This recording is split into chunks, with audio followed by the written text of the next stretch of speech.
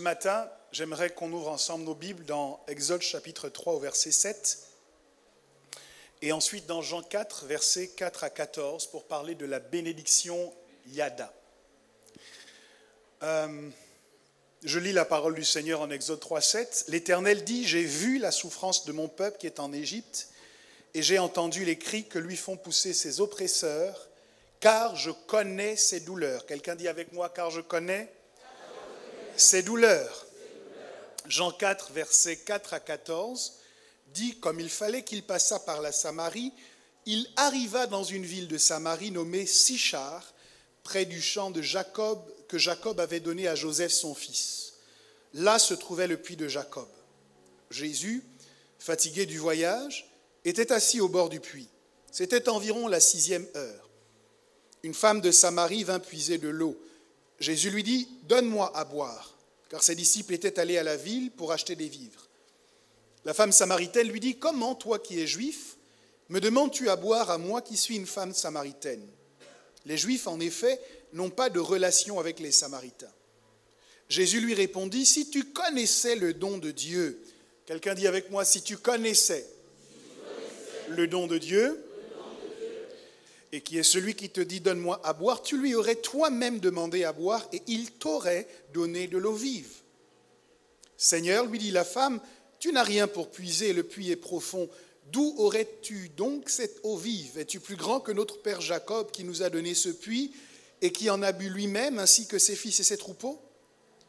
Jésus lui répondit, quiconque boit de cette eau aura encore soif. Mais celui qui boira de l'eau que je lui donnerai n'aura plus jamais soif. Et l'eau que je lui donnerai deviendra en lui une source d'eau qui jaillira jusque dans la vie éternelle. Père, nous prions pour la parole que nous voulons libérer ce matin. Que ta parole qui donne de l'intelligence aux simples vienne nous rendre intelligents afin que nous comprenions avec précision ce que tu veux nous communiquer. Que cette parole qui est un événement produise quelque chose de probant dans nos vies à toutes et à tous. Viens au secours de notre ignorance. Viens, Seigneur Jésus, nous introduire dans la sphère de la compréhension de ta parole, afin que nous ne soyons plus ballottés à tout vent de doctrine, mais que nous soyons affermis, solides en toi. Que nos cœurs soient disposés et disponibles. Que tout ce qui fait obstacle à la réception de la semence qu'est ta parole soit banni de ce lieu ce matin. Dans le nom de Jésus, nous avons prié et nous disons tous Amen. J'ai souhaité ce matin m'entretenir avec vous sur le thème la bénédiction Yada. Quelqu'un dit avec moi Yada. Yada est le terme hébreu pour parler de connaissance. Et je pense pouvoir appeler Dieu El Yada. Nous le connaissons comme El Shaddai, nous le connaissons comme El Rapha. Nous connaissons Dieu par les attributs qu'il révèle tout au long des Écritures. Des hommes et des femmes qui ont été en interaction avec Dieu, en le voyant agir d'une certaine manière, en sont venus à lui donner un nom qui correspond à une caractéristique intrinsèque de notre Dieu. Lorsque Abraham a besoin que Dieu pourvoie à un agneau et que tournant ses yeux, après que l'ange eut arrêté sa main, alors qu'il s'apprêtait à donner la mort à son fils Isaac, la Bible dit qu'il va donner à Dieu le nom de Yahvé Jiré, c'est-à-dire le Dieu qui pourvoit. Il y a des choses que Dieu fait et il y a des choses que Dieu est. Okay? Il y a des choses qui sont externes à Dieu, qui sont liées aux actes que Dieu pose, et il y a des choses qui sont liées à l'identité même de Dieu. Dieu est ces choses-là. Et lorsque nous parlons des attributs de Dieu, l'une des choses que nous disons, c'est que Dieu est amour. Alléluia. Qui croit que Dieu est amour? Amen. Nous disons que Dieu est bon. c'est un Dieu de bonté. Et la vérité, c'est que nous cultivons les attributs de Dieu dans notre quotidien parce que nous voulons lui ressembler. Parce que Dieu est amour, nous sommes appelés à nous aimer les uns les autres. Parce que c'est de cette manière que le monde voit que nous sommes de Dieu. Donc, nous cultivons des attributs de Dieu pour montrer que nous sommes en alliance avec Dieu. Alléluia. Mais dans la révélation de Dieu à Moïse, après lui avoir dit « J'ai vu les souffrances, j'ai entendu les cris », Dieu lui dit « Car je connais ses douleurs ». Donc, en plus d'avoir vu et d'avoir entendu, Dieu se révèle comme un Dieu qui connaît les douleurs que les Égyptiens affligent aux Israélites. Et je vous faisais la remarque la dernière fois que Dieu ne connaît pas seulement les douleurs que les Égyptiens font subir aux enfants d'Israël, il connaît également les projets qu'il a formés sur nous, qui sont des projets de paix et non de malheur. En vérité, Dieu connaît les douleurs, Dieu connaît les projets, mais en fait, Dieu connaît toutes choses. Il n'y a pas une chose que vous puissiez mettre à la suite du verbe connaître qui échappe à la connaissance de Dieu. C'est pour cette raison que l'un des attributs que les théologiens lui reconnaissent, c'est que Dieu est le Dieu omniscient. Et omniscient vient de la contraction des mots latins omnis qui signifie tout et scientia qui signifie connaissance. Ça veut dire que Dieu possède toute connaissance. Nous connaissons Dieu comme le Dieu tout puissant. Je veux vous le révéler ce matin comme le Dieu tout sachant, comme le Dieu tout savant, comme le Dieu qui possède tout pouvoir, mais aussi le Dieu qui possède tout savoir. Cela change quelque chose parce que nous sommes exhortés régulièrement à manifester la puissance de Dieu, mais nous en oublions que Dieu n'est pas seulement un Dieu de puissance, c'est aussi un Dieu de connaissance.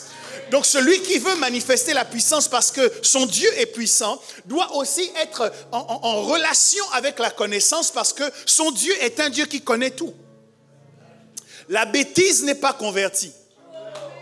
La stupidité n'est pas chrétienne. L'ignorance n'a jamais accepté le Seigneur. Parce que Dieu n'est pas un Dieu de stupidité, Dieu n'est pas un Dieu de bêtise, Dieu n'est pas un Dieu de médiocrité, Dieu est un Dieu omniscient, il possède toute connaissance. Est-ce que je parle à quelqu'un? Ça va à l'encontre de ce que la religion nous enseigne, puisque la religion nous encourage à ne jamais nous poser de questions. C'est écrit, c'est dit, il faut faire comme ça. Mais l'une des manières dont nous accédons à la connaissance, c'est justement d'exercer notre curiosité et de poser des questions auxquelles Dieu a envie de nous répondre. Il est omniscient. Une définition plus exhaustive signifie que Dieu connaît toutes les choses réelles et possibles. Il connaît également toutes les choses qui sont passées, toutes les choses qui sont présentes et toutes les choses qui sont futures en une seule fois, en un seul acte éternel. Ça veut dire qu'il ne sera pas surpris par ce qu'il va arriver. Il n'est pas choqué par ce qui s'est produit, parce qu'en réalité, il connaît toutes choses en une fois. Certains éléments devraient être notés au sujet de l'omniscience de Dieu. Si vous prenez des notes, et je crois que vous êtes nombreux à le faire, notez que Dieu sait tout ce qui existe en réalité. Le psaume 139, versets 1 à 6, nous dit au chef des chantres de David, psaume, « Éternel, tu me sondes et tu me connais. Tu sais quand je m'assieds et quand je me lève. Tu pénètres de loin ma pensée. Tu sais quand je marche et quand je me couche. Et tu pénètres toutes mes voies. Car la parole n'est pas sur ma langue, que déjà, ô Éternel, tu la connais entièrement. Tu m'entoures par derrière et par devant, et tu mets ta main sur moi. Une science aussi merveilleuse est au-dessus de ma portée. Elle est trop élevée pour que je puisse la saisir. » Le psalmiste reconnaît l'omniscience de Dieu. Je voudrais que tu prennes un instant pour réaliser que le Dieu que tu vénères, que tu sers, que tu honores, est un Dieu qui sait tout. Ok, je m'arrête un instant. Et je vous laisse quelques secondes pour réfléchir à ça. Dieu sait tout.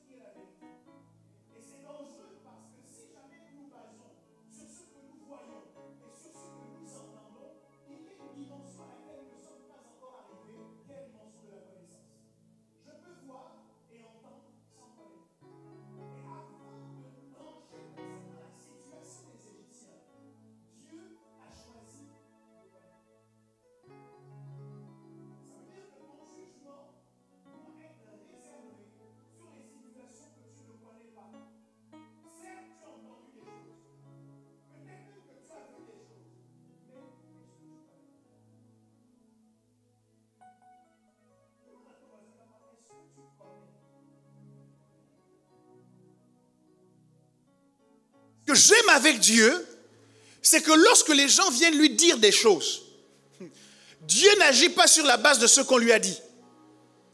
Il mène son enquête pour connaître. Ça veut dire qu'il va en profondeur de la chose pour s'assurer. Je me souviens que lorsqu'Abraham croise son chemin, Dieu était en mouvement pour aller vers Sodome et Gomorrhe. Et Dieu lui dit, je vais aller voir si ce qu'on m'a dit est conforme à la réalité. Dieu sait toutes les choses qui existent présentement. Mais la connaissance de Dieu est éminemment supérieure à celle d'un enquêteur. Parce que Dieu connaît toutes les possibilités de ce qui n'est pas encore arrivé. Non, je ne dis pas qu'il connaît le futur. Je dis qu'il connaît les différentes possibilités de ce qui ne s'est pas encore produit. Comment peut-on expliquer sinon la déclaration de Jésus en Matthieu 11, 21, quand il se retourne vers Chorazin et qu'il dit « Malheur à toi, Chorazin, malheur à toi, Bethsaïda, car si les miracles qui ont été faits au milieu de vous avaient été faits dans Tyr et Sidon, il y a longtemps qu'elles se seraient repenties en prenant le sac et la cendre. » Dieu connaît ce qui est et Dieu connaît ce qui se serait passé. Dis à ton voisin, Dieu sait tout. Non, je voudrais que tu lui dises avec un peu plus de conviction. Parce que je vais te démontrer qu'il n'était pas au courant de ça. Dis-lui, Dieu sait tout. Jésus savait que si Tyr et Sidon avaient reçu les mêmes miracles que Bethsaïda et Chorazin, Tyr et Sidon se seraient repentis. Dieu connaît également, bien évidemment, les événements à venir. Daniel 2, 39 nous dit, « Après toi, il s'élèvera un autre royaume, moindre que le tien, puis un troisième royaume qui sera d'airain et qui dominera sur toute la terre. » Dieu savait, à travers la prophétie de Daniel, il sait nous dire quels sont les différents gouvernements, les différents règnes qui vont s'exercer sur la terre, parce que tout ce qui va venir n'est pas caché devant ses yeux. Dieu sait tout. Dieu possède une connaissance intuitive, c'est-à-dire que ce n'est pas une connaissance qui est le résultat d'un apprentissage. Lorsque Dieu commence son histoire avec nous, il n'apprend pas de nous au fur et à mesure. Il n'apprend pas à nous connaître au fur et à mesure, mais il nous connaît dès le point de départ. Il nous connaît avant même que nous ne le rencontrions. Il nous connaît avant même que nous ne l'acceptions. Il nous connaît déjà. C'est une connaissance qui n'est pas le résultat des sens. Elle est simultanée. Elle ne provient pas d'un effort d'observation ni de raisonnement. Elle est réelle, complète et elle correspond à la réalité. Mais je pense que lorsque nous parlons de Dieu de la sorte, c'est essentiel pour nous de capter l'importance qu'il y a de réaliser que Dieu est un Dieu qui connaît. Je pense que beaucoup d'actions dans notre vie sont liées au fait que nous oublions que Dieu connaît. Beaucoup de réactions dans notre vie sont liées au fait que nous oublions que Dieu connaît. De quoi nous parlons lorsque nous parlons de connaître? L'une des convictions que nous devons avoir en nous approchant de Dieu, c'est qu'il est omniscient. On l'a dit aussi de Jésus, et c'est une façon de démontrer que Jésus est Dieu. Parce que Dieu connaît tout. Si Jésus connaît tout, alors Jésus est Dieu. Et en Jean 16 au verset 30, « Maintenant nous savons que tu sais toutes choses et que tu n'as pas besoin que personne t'interroge. C'est pourquoi nous croyons que tu es sorti de Dieu. » La pleine connaissance de Jésus était reconnue même par ses détracteurs. Je vous ai dit que le mot hébreu qui parle de connaissance est le mot « yada ». Et en réfléchissant à cet attribut de Dieu, j'en suis arrivé à la conclusion qu'il y a de grands dommages qui surviennent à cause du manque de connaissance. Mais de plus grands dommages encore résultent du manque de connaissance de Dieu. Certes, dans la vie, il faut connaître. Nous assistons sur les plateaux de télévision au défilé incessant des experts. Pour toutes les situations, on fait appel à des experts. Des experts viennent nous parler de la guerre en Ukraine, des experts viennent nous parler de la famine, des experts viennent nous parler de la crise économique, des experts viennent nous parler des problèmes géopolitiques. Chaque fois qu'il y a une situation qu'on veut aborder dans les médias, on fait la part belle aux experts. Pourquoi? Parce que ceux qui connaissent ont le pouvoir. Quelqu'un a dit que le savoir, c'est le pouvoir. C'est pour cette raison que je pense qu'il n'y a pas d'action de rébellion plus prononcée que le fait, dans une organisation, de cacher des informations à son supérieur hiérarchique. Parce qu'en vérité, en le faisant, vous réduisez son pouvoir. Quelqu'un va te dire surtout, il ne faut pas dire ça à notre pasteur. Mais en ne lui disant pas, vous le mettez dans les conditions où les décisions qu'il prendra ne seront pas éclairées. Parce que vous lui avez caché des informations. Et j'aimerais bien, lorsque les informations ont été cachées, qu'on assume que la décision qui est prise est mauvaise. Parce que nous sommes à la base de la décision qui est prise, en ayant refusé de communiquer les informations qui s'imposaient. Dieu n'est pas un Dieu qui, cache la connaissance. La Bible dit que dans les derniers temps, la connaissance du plus grand nombre augmentera. Donc le projet de Dieu, c'est que la connaissance augmente, pas qu'elle diminue. Les périodes les plus sombres de l'histoire de l'Église, justement, se conjuguent avec des périodes de grande ignorance, où on était capable de condamner quelqu'un au bûcher parce qu'il a dit que la terre tourne autour du soleil.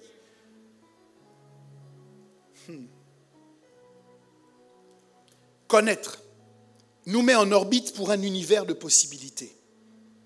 Connaître nous permet de faire des choix judicieux. Connaître nous permet de prendre des décisions pertinentes, d'avoir un positionnement optimal.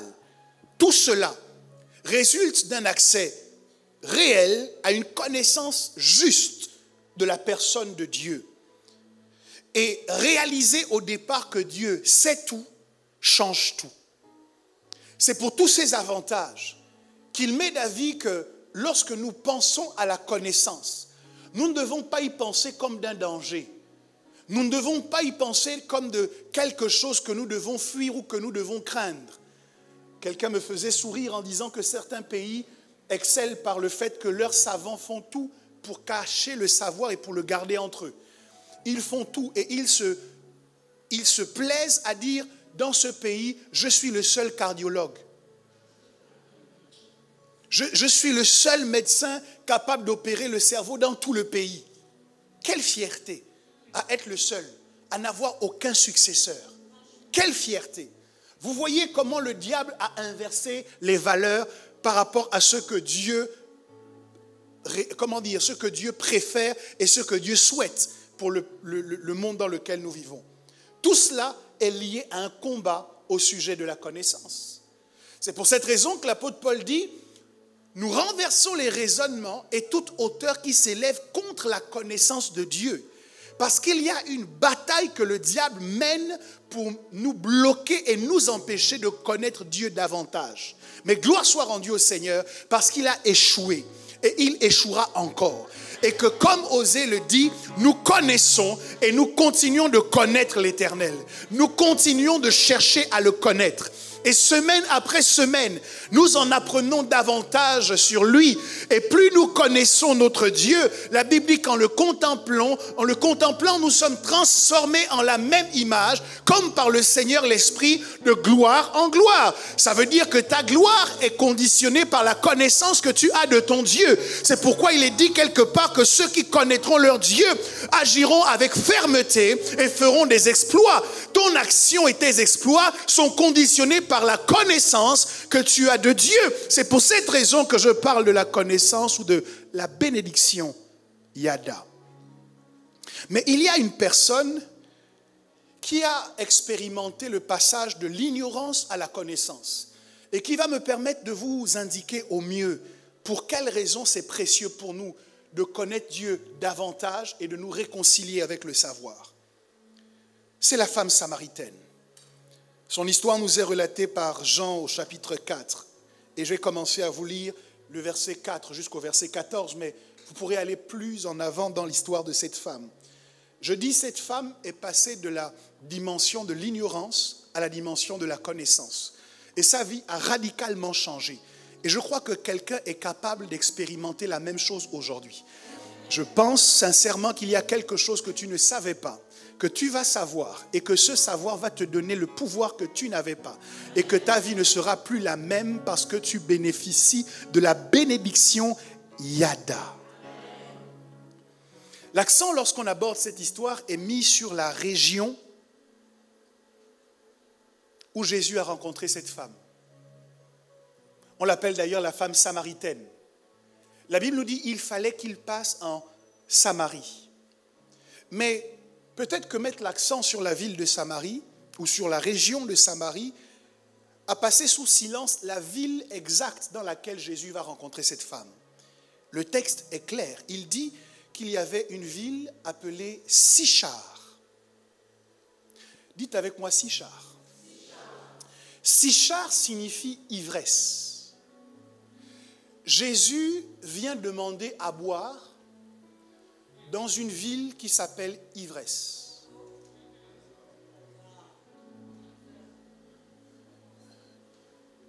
Jésus, qui est passé par plein de villes, estime que quand il arrive en Samarie, la ville dans laquelle il doit aller demander à boire, c'est dans la ville qui justement s'appelle Ivresse.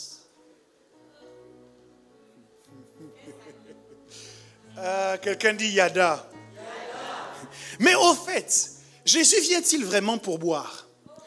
Lorsque je regarde bien l'histoire, j'ai l'impression que lorsque Jésus dit à cette femme, donne-moi à boire, en fait, il n'a pas vraiment soif. Mais il cherche le moyen de rentrer en conversation avec elle. Parce qu'il y a quelque chose que lui-même a à offrir. Il dira à cette femme, celui qui boira de cette eau aura encore soif. Mais celui qui boira de l'eau que je donne, donc il a de l'eau à donner. Il dit, celui qui boira de l'eau que je donne n'aura jamais soif et des fleuves d'eau vive jailliront de son sein jusque dans la vie éternelle. Il arrive dans une situation où il crée une conversation pour mettre la femme en présence de ce qu'elle a et de ce qu'elle n'a pas. Elle a accès à une eau dans la ville de l'ivresse qui ne satisfait jamais. Elle a accès à une eau dans la ville de l'ivresse qui n'étanche pas la soif de façon définitive. Et Jésus, qui est la source d'eau vive, arrive pour confronter Sichar. Sichar qui dit, moi je donne l'ivresse. Si tu as des problèmes, viens à moi. Je vais te faire oublier tous tes problèmes. Si tu as des problèmes, j'ai un joint à te proposer. Il te suffit de quelques... Et tu verras que tes problèmes vont disparaître. Si tu as des problèmes, il suffit que tu viennes à moi. Et puis, comment on appelle ça? Whisky on the rocks. Et tu verras que mon breuvage te donnera la possibilité de te déconnecter de tes problèmes. Et tu auras oublié. Mais ceux qui sont passés par la voie de Sichar ont découvert que les problèmes sont de bons nageurs. Et que même quand on a essayé de les noyer avec de l'alcool, ils finissent toujours par surnager. Parce que la solution de Sichar est une solution qui n'étanche pas la soif de façon définitive. Je parle à quelqu'un aujourd'hui qui est en face d'une forme d'addiction. Ça veut dire que tu te trouves dans la ville de Sichar. Il y a des addictions qui te proposent l'ivresse. Elles te proposent d'oublier tes problèmes. Elles te proposent de rentrer dans un monde où tu ne te souviendras plus trop de la situation dans laquelle tu te trouves. Mais Jésus arrive et il confronte Sichar. Et il vient te dire ce matin que tes problèmes ne sont pas solutionnés par plus de boissons. Ce n'est pas un comprimé qui apportera la solution à la dépression. Ce n'est pas, ce n'est pas un joint, une drogue dure ou une drogue douce qui a le pouvoir d'adoucir ta vie. Bien au contraire, elle va la durcir. Mais Jésus vient pour te dire que là où l'ivresse n'a pas réussi à te satisfaire, j'ai une eau. J'ai une eau. J'ai une eau qu'on ne puise pas dans le puits de Jacob. J'ai une eau qu'on ne peut pas trouver chez le dealer du coin. J'ai une eau qu'on ne peut pas trouver dans un bar. J'ai une eau qu'on ne peut pas trouver dans une boîte de nuit au carré VIP. J'ai une eau qui peut réellement étancher ta soif.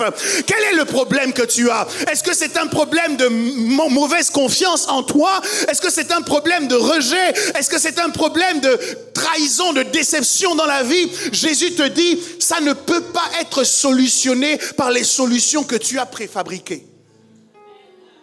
ça ne sera pas solutionné à Sichar. Non, tu as essayé par tes propres moyens. À Sichar, tu avais des amis qui ont essayé de t'aider, un peu comme les amis de Job, qui sont simplement venus l'enfoncer encore. Tu avais de l'espoir en te disant que à Sichar, dans ce que le monde propose, je peux trouver des solutions à ce qui est en train de m'affecter. Mais Jésus refuse de te laisser mourir à Sichar sans connaître la vérité. Oh, peut-être que tu as déjà expérimenté ça, tu as essayé, mais la soif ne part pas. Tu as essayé, ça te soulage pendant un temps, mais quelque temps après, la même douleur revient. Tu as essayé, on t'a proposé plein de solutions et ça ne passe pas. Je viens te dire ce matin, Jésus est la réponse. Jésus est la solution. Il choisit de passer dans cette ville pour venir confronter les propositions que cette ville fait. Et il dit non, les addictions ne solutionneront pas votre situation. Vous pouvez être libre maintenant en me faisant confiance à moi. Sichar. Dans la conversation de cette femme avec Jésus,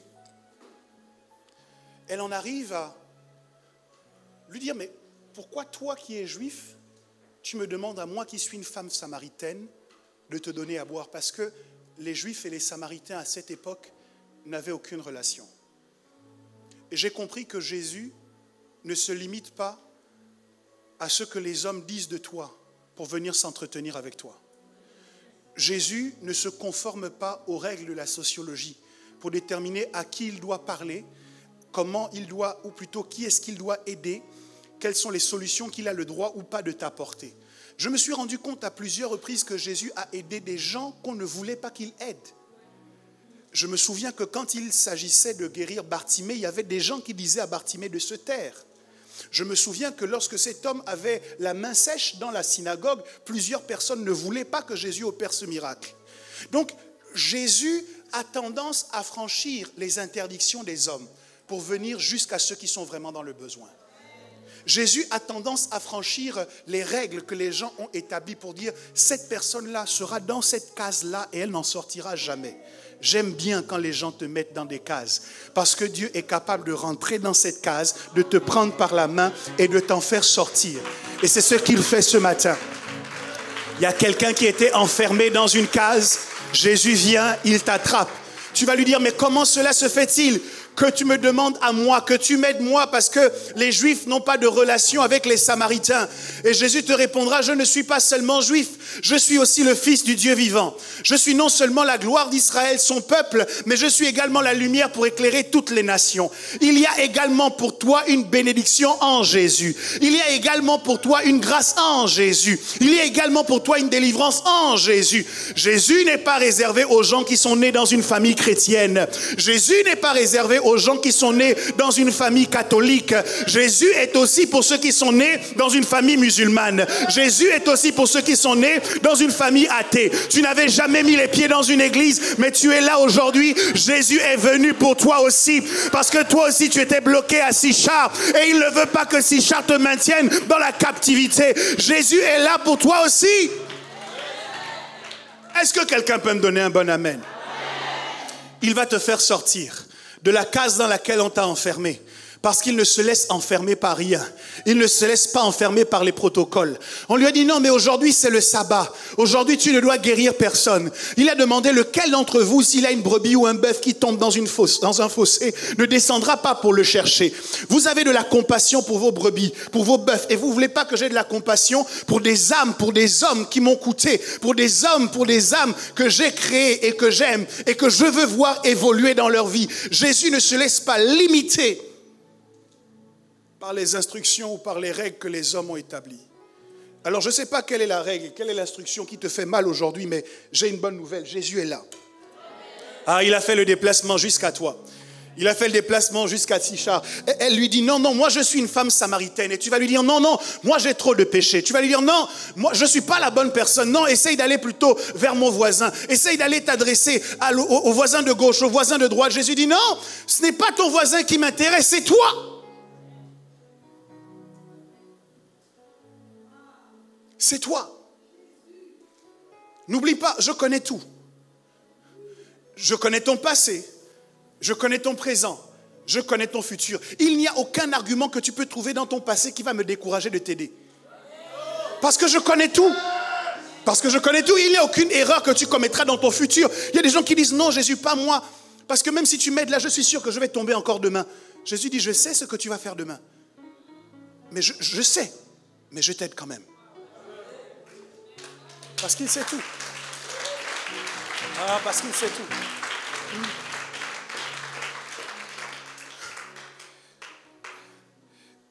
Et à ce moment, Jésus lui dit, si tu connaissais le don de Dieu, si tu yada le don de Dieu, et qui est celui qui te demande à boire? C'est toi qui m'aurais demandé à boire. J'ai compris que cette femme a failli passer à côté de la transformation de sa vie à cause d'un problème de connaissance. Si elle était restée dans son état d'ignorance, elle serait passée à côté de la reconfiguration de son existence. Et plusieurs d'entre nous, nous nous retrouvons bloqués dans certains cercles vicieux parce qu'il y a une révélation qui nous manque. Il y a une information que nous n'avons pas. Vous savez, pour sortir des problèmes financiers, il ne faut pas seulement prier. Il faut apprendre comment on gère l'argent, comment on fait un budget, comment on suit une comptabilité, comment on se dit non.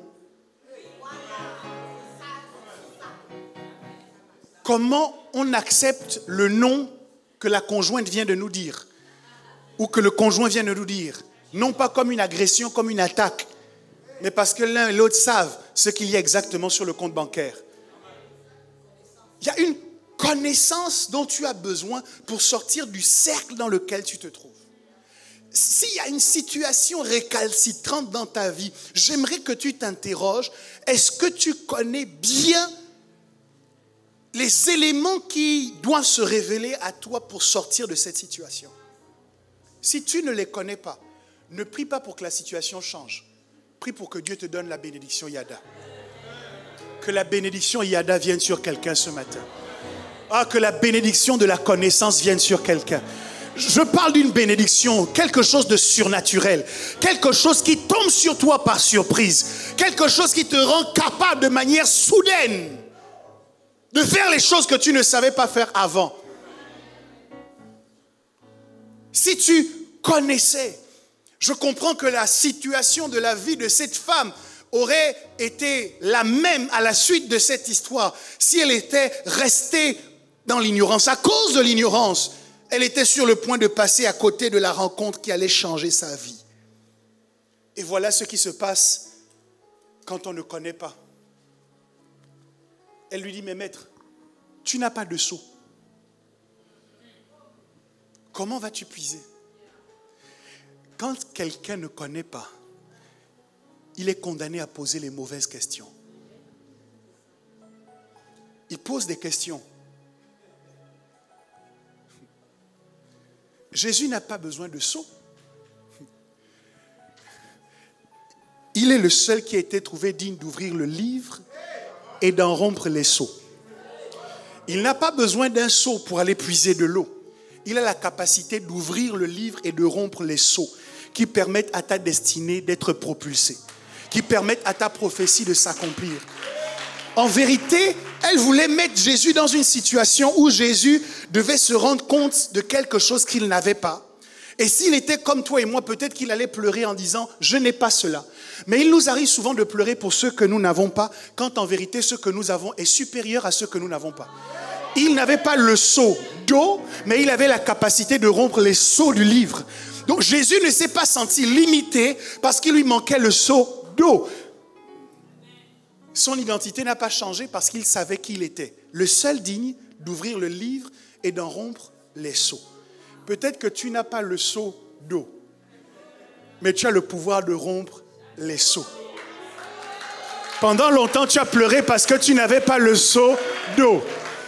Alors que Dieu ne t'a jamais appelé à puiser de l'eau dans le puits de Jacob. Il t'a appelé à rompre les sceaux. Il t'a appelé à décacheter le livre de l'histoire de ta vie. Il t'a appelé à ouvrir le livre de la révélation. Il t'a appelé à avoir accès à des informations qu'on n'a pas sur la terre. Tout le monde peut puiser de l'eau avec un seau, mais tout le monde ne peut pas ouvrir le livre et en rompre les seaux. Il y a des hommes et des femmes que Dieu n'a pas appelés à puiser de l'eau. Dieu les a appelés à rompre les seaux. Et tu dois arrêter de te lamenter parce que Dieu ne t'a pas donné le seau pour puiser de l'eau. Tu dois te réjouir parce qu'il t'a destiné à ouvrir le livre et à en rompre les seaux. Ne pleure pas parce que tu es comme tout le monde alors que le ciel t'acclame parce que tu es une exception. Ah, ne pleure pas parce que tu n'es pas une généralité alors que les anges t'envient parce que tu as une particularité.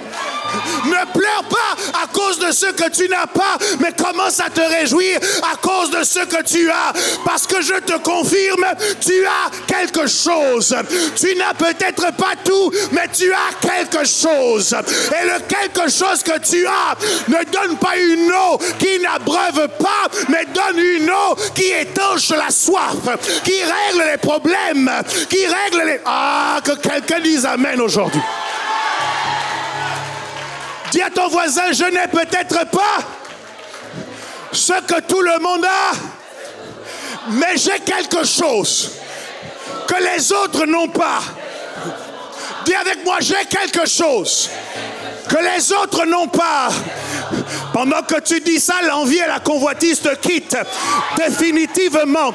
Ils prennent leurs bagages. La jalousie fait ses bagages. Et elle te quitte définitivement. Parce que tu réalises que certaines choses, tu ne les as pas. Mais ce que tu as...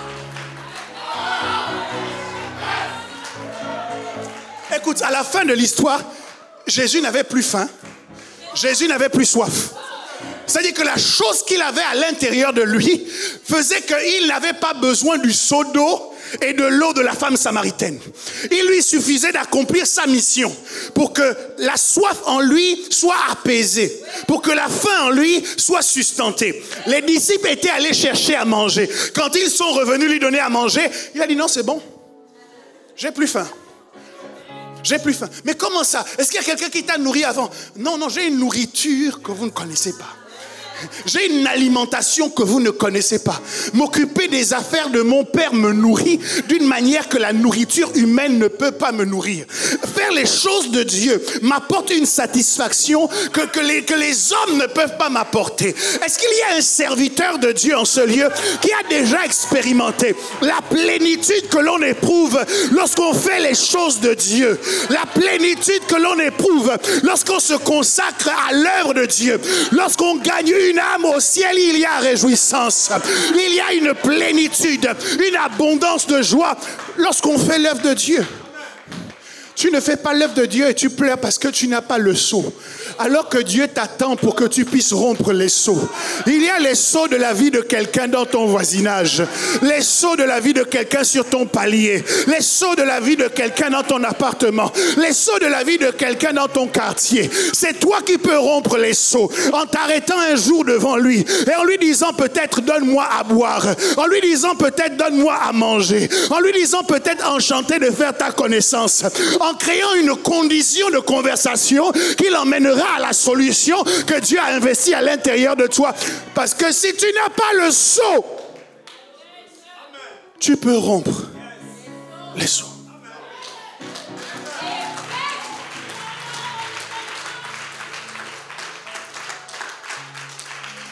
Bouscule ton voisin, dis-lui, est-ce que tu sais? Est-ce que tu yada? Est-ce que tu yada ce que tu as? Ah, il y a des gens qui te filent des complexes parce que tu ne te yadas pas toi-même. Mais comme Jésus... Laissez-moi conjuguer. Comme Jésus se yadait. La question de la femme samaritaine ne pouvait pas le bousculer. La réponse qu'il apporte montre qu'il est dans une autre dimension. Elle lui parle du seau pour puiser. Il dit non. Ce que tu vas me proposer là, ça ne va même pas régler mon problème. Tu ne connais pas. Si tu savais à qui tu es en train de... Si tu yadais. Non, je crois qu'il y a quelqu'un qui t'a méprisé sur ton lieu de travail parce qu'il ne te yadait pas bien. Il y a quelqu'un qui t'a méprisé parfois à l'église parce qu'il ne te yadait pas bien. Il y a quelqu'un qui t'a méprisé dans ta famille parce qu'il ne te... Je ne suis pas inquiet si l'autre ne te connaît pas. Je suis inquiet si toi-même tu ne te connais pas. Si toi-même tu ne sais pas qui tu es. L'ignorance des gens est contagieuse. L'ignorance va devenir une influence qui va te faire sortir du but de ton existence. Mais si tu te connais, si tu te connais, si tu te connais, personne n'a fait l'objet d'autant de critiques que Jésus. Personne n'a fait l'objet d'autant de murmures que Jésus. Mais Jésus se connaissait. Et ce que j'aime, c'est qu'il ne va pas laisser cette femme dans sa situation d'ignorance, mais qu'il va la prendre par la main et qu'il va l'emmener vers le pays du Yada. Il va lui dire, c'est vrai que tu ne connais pas, mais laisse-moi t'emmener petit à petit, étape par étape, à connaître à qui tu parles, à savoir exactement qui je suis. Parce que si tu sais qui je suis, tu ne seras plus qui tu es.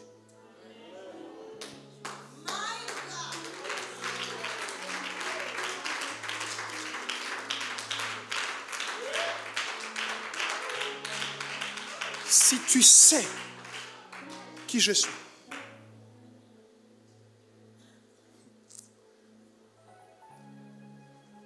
alors,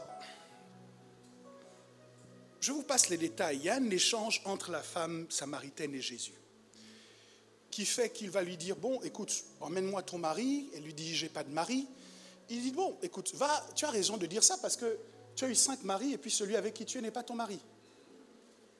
Donc, je te yada. Bien.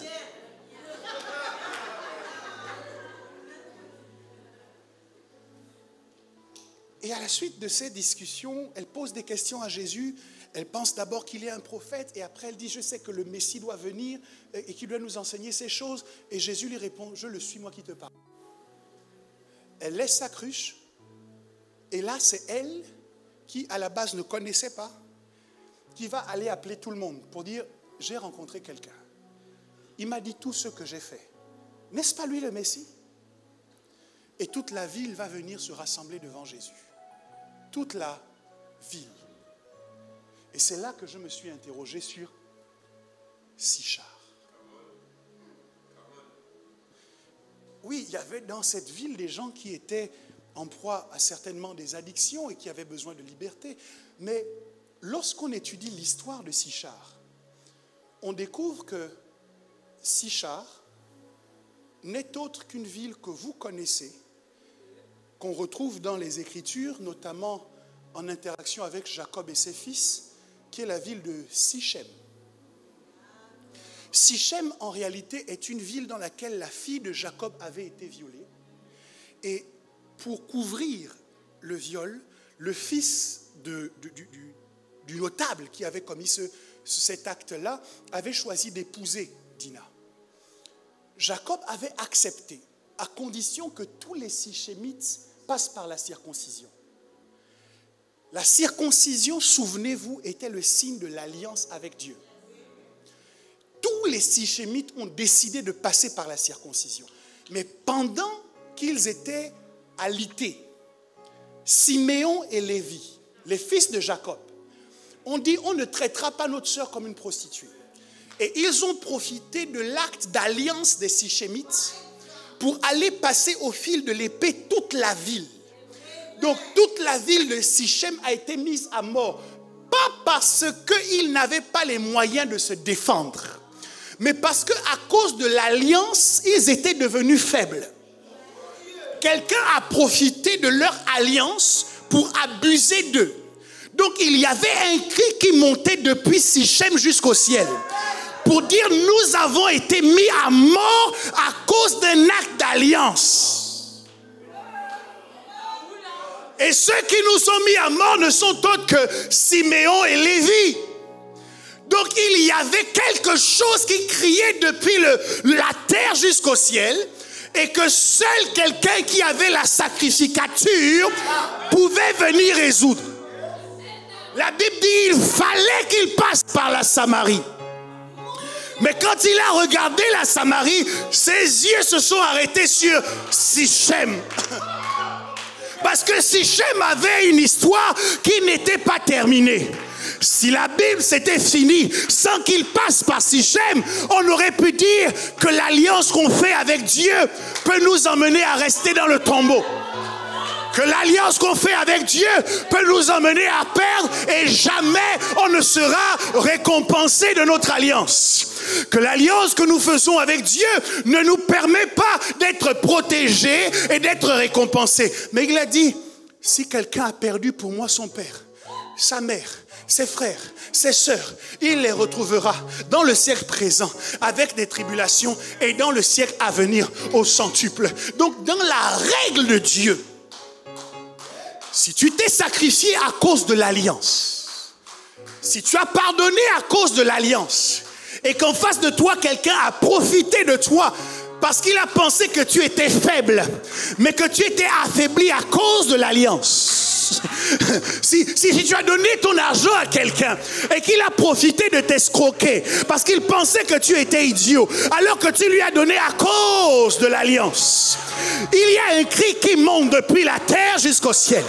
Il y a un cri qui demande récompense parce que l'alliance exige la récompense. Jésus, le Lévite par excellence, devait venir restaurer à Sichar ce qui avait été brisé. La seule personne à qui Jésus a dit qu'il était le Messie.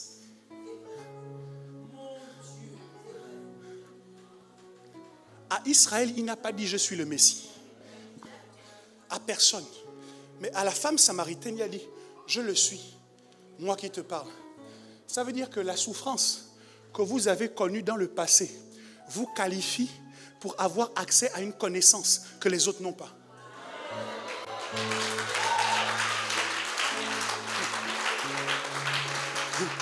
Frère, ne jalouse pas quelqu'un qui connaît plus que toi. Parce que pour connaître, il a parfois souffert plus que toi. Pour savoir faire ce qu'il fait là, souvent il a souffert plus que toi. Parfois nous jalousons la connaissance actuelle. Nous jalousons l'expertise actuelle. Mais nous ne comprenons pas les sacrifices qui expliquent l'expertise de maintenant. Quelqu'un a dit, j'ai lu ça sur Facebook, ça m'a fait rire. Il dit, je réussis à faire ce travail en 10 minutes parce que j'ai appris pendant 3 ans comment le faire en 10 minutes. Donc quand tu me payes, tu ne me payes pas 10 minutes. Tu me payes les 3 ans que j'ai passé à apprendre pour faire ça en 10 minutes. C'est ça la justice. Il y a une connaissance à laquelle tu ne peux avoir accès que si tu es passé par une expérience de souffrance. Bon, je sais qu'on doit aller manger. Laissez-moi juste vous dire que l'alliance parle encore. On était passé de l'Ancien Testament au Nouveau Testament, mais l'alliance parlait encore. Ces gens ne sont pas morts à cause de leurs idoles. Ils ne sont pas morts parce qu'ils étaient païens. Ils sont morts parce qu'ils avaient accepté de rentrer en alliance avec le Dieu d'Israël. Et Dieu n'est débiteur de personne. Est-ce qu'il y a quelqu'un qui a fait alliance avec Dieu ici? Est-ce que tu as sacrifié quelque chose pour Dieu? Laisse-moi te dire au nom de Jésus que la récompense de l'alliance arrive maintenant. La récompense de ton alliance arrive maintenant. La récompense de tes sacrifices arrive maintenant. La récompense de tes privations arrive maintenant. Ça arrive dans la vie de celui qui sait me dire le plus grand Amen dans cette maison. Quelqu'un dit Yada. Yada. Il y a une bénédiction à connaître. La conscience de ce que Dieu est un Dieu qui connaît. La conscience de l'omniscience fait une différence dans notre histoire. Premièrement, quand vous savez que votre Dieu sait, que votre Dieu connaît tout, la première chose que cela produit dans votre vie, c'est la confiance. En d'autres termes, si en ce moment, vous êtes angoissé, vous avez peur. Vous ne savez pas exactement comment vous positionner par rapport au lendemain. Vous fuyez le passé. Vous n'êtes pas tranquille. La réponse à cela, c'est que vous n'avez pas encore compris que Dieu sait tout. Le manque de confiance s'explique par le manque de conscience de l'omniscience. Je redis, le manque de confiance s'explique par le manque de conscience de l'omniscience. Si j'ai conscience de son omniscience, automatiquement je télécharge en fibre optique une dose de confiance qui fait que j'affronte toutes les circonstances avec calme et sérénité. Parce qu'il connaît. Quand nous sommes conduits par quelqu'un dont nous pensons que cette personne ne sait pas, cela affecte beaucoup de choses dans notre approche. Nous doutons de ses choix parce qu'il ne sait pas. Nous faisons ce qu'il demande avec beaucoup d'hésitation. Ou bien nous réclamons beaucoup d'explications pour faire.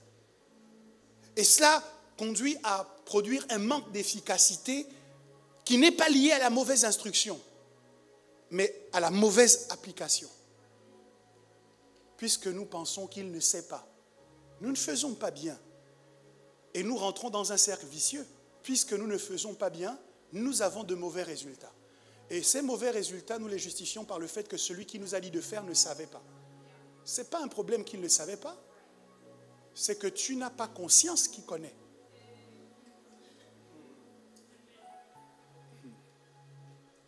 Oh, ça se démontre facilement dans la Bible. 2 Rois chapitre 13 verset 19. Je vous le lis rapidement. C'est l'histoire d'Élisée qui est sur son lit de mort, qui s'apprête à partir et qui va appeler le roi pour lui dire « Ok, je vais partir, mais voici l'acte prophétique que je veux que tu poses. Prends des flèches et tape-les sur le sol. » La Bible dit que le roi prend et puis il tape, je crois, 2 ou 3 fois. L'homme de Dieu s'irrita contre lui et dit « Il fallait frapper 5 ou 6 fois. Alors tu aurais battu les Syriens jusqu'à leur extermination. Maintenant, tu les battras 3 fois. » Donc, le manque de résultat de ce roi n'est pas lié à un problème lié à l'instruction, mais c'est un problème qui est lié à l'application. Il me demande de taper le sol avec des flèches. Il veut dire quoi? Bon? Je vais quand même faire 2. Hein? Bon, jamais 203. Et là, il passe à côté de sa bénédiction. Il faut vous assurer que vous savez que celui qui vous conduit sait.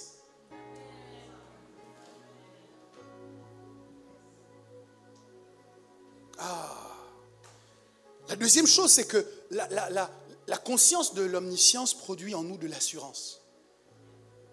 Je ne comprends pas tout, je ne maîtrise pas tout, mais je sais que Dieu a parlé. Et puisqu'il a parlé et qu'il connaît tout, s'il m'a dit allons de l'autre bord, je ne m'inquiète pas des tempêtes, je ne m'inquiète pas des vents, je ne m'inquiète pas des ouragans et des tornades. Je sais que je vais aller de l'autre bord parce que celui qui m'a dit d'y aller savait qu'il y aurait des tempêtes. Il savait qu'il y aurait de l'opposition, mais il m'a dit d'y aller quand même. Cela me remplit donc d'assurance. Troisième chose, cela produit en moi la persévérance. Je vais continuer envers et contre tout, parce que c'est celui qui sait tout qui m'a parlé. Dieu envoie Moïse vers les Égyptiens, parce qu'il connaît leurs souffrances, les souffrances des Israélites. Dieu t'envoie parce que Dieu connaît. Dieu te parle et te donne certaines instructions parce que Dieu connaît. Si tu as conscience de l'omniscience, la façon dont tu vas mettre en application les choses que Dieu te dit sera teintée ou rempli de confiance, d'assurance et de persévérance. Dieu est le Dieu qui connaît. Quelqu'un dit avec moi Yada. Est-ce que quelqu'un veut prendre conscience de l'omniscience de Dieu ce matin? J'aimerais qu'on prie spécifiquement à ce sujet. Il y a des doutes qui sont rentrés dans ton cœur parce que tu as oublié que Dieu connaît. Tu as tremblé comme les disciples dans la barque qui sont allés le réveiller en disant « Maître, nous périssons !» Parce qu'ils ont oublié, ils ont méconnu qu'il connaît. Parfois nous avons tremblé, nous avons fait des choix, nous nous sommes compromis parce que nous avons oublié que Dieu connaît. Mais ce matin, nous voulons nous en souvenir et nous voulons graver cette pensée au burin dans notre entendement. Tenons-nous sur nos deux pieds.